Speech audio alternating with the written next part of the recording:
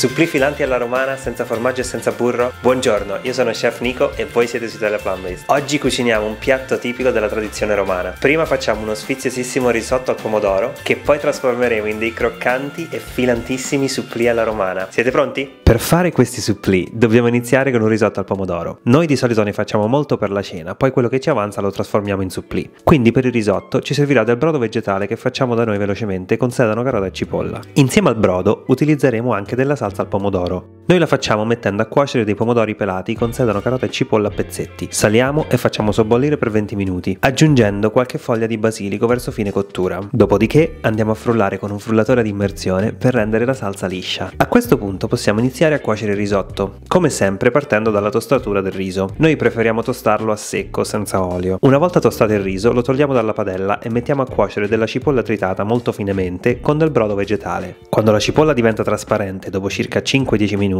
aggiungiamo il riso per dare una seconda tostatura. Mescoliamo bene e quando la padella si asciuga andiamo a sfumare con un mestolo di brodo vegetale. In questa preparazione del risotto non utilizziamo il vino bianco perché il pomodoro contiene già molta acidità di suo, quindi non serve aggiungerne altra con il vino. Quando il brodo è evaporato versiamo la salsa di pomodoro nella padella con il riso, un mestolo o due di brodo e facciamo sobbollire dolcemente, girando delicatamente dal centro verso i bordi della padella. Lasciamo cuocere fino a che il risotto è al dente, poi lo tiriamo via dal fuoco e lo lasciamo raffreddare per circa 30 secondi. Come sempre il risotto va portato a cottura aggiungendo brodo quando il riso ce lo chiede, sempre 1-2 mestoli alla volta senza esagerare e continuando a mescolare frequentemente. A questo punto mantechiamo a fuoco spento con olio d'oliva, lievito alimentare in scaglie di qualità e con un formaggio vegano di vostra scelta. Se non trovate il formaggio vegano va benissimo anche un pochettino di latte di soia. Girate bene per almeno un minuto intero fino a che tutti gli ingredienti sono ben amalgamati. Ecco qua, una semplice ricetta per un risotto cremosissimo che piacerà ad adulti e bambini. Ma sapete cosa vi piacerà ancora di più?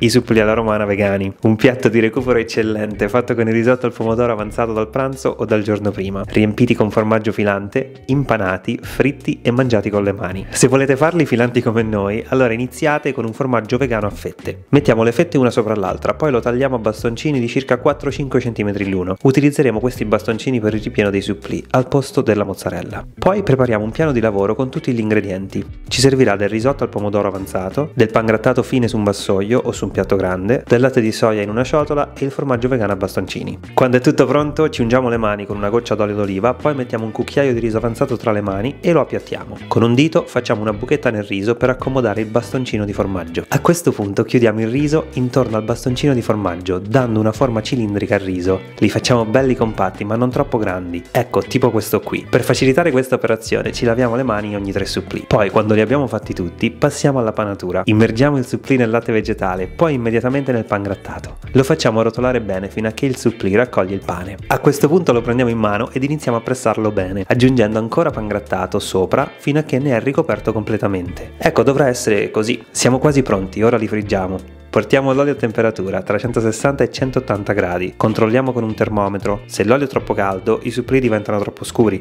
se invece non è caldo abbastanza si inzupperanno d'olio. Quando l'olio ha raggiunto la temperatura giusta, immergiamo i supplì uno alla volta e delicatamente. Li lasciamo cuocere per circa 5 minuti, girando ogni tanto così si cuociono bene da tutti i lati. Noi, utilizzando 1,5 litri d'olio, riusciamo a friggerne 4 alla volta. Come olio possiamo utilizzare extravergine di oliva oppure un olio fatto apposta per friggere. Quando sono belli colorati sul rossino marroncino li tiriamo fuori, lasciamo scolare l'olio in eccesso e li mettiamo su un vassoio con della carta assorbente. Facciamo freddare per 2 minuti e voilà! Guardate che bei supplì alla romana, croccanti, filanti e pieni di gusto, proprio come i supplì al telefono nelle migliori rosticcerie romane. Questa è la ricetta di base, poi come sempre potete sbizzarrirvi ed aggiungere funghi, tofu affumicato, piselli o altri ingredienti al risotto per fare dei supplì ancora più golosi. Che dire, questi piatti regionali italiani sono veramente imbattibili e con un po' di fantasia sono anche facili da veganizzare senza comprometterne la bontà. Bene, se il video vi è piaciuto allora cliccate like o lasciateci un commento. Poi come sempre ci fa molto piacere se vi iscrivete al canale o venite a trovarci su Instagram. Allora buon appetito e alla prossima ricetta!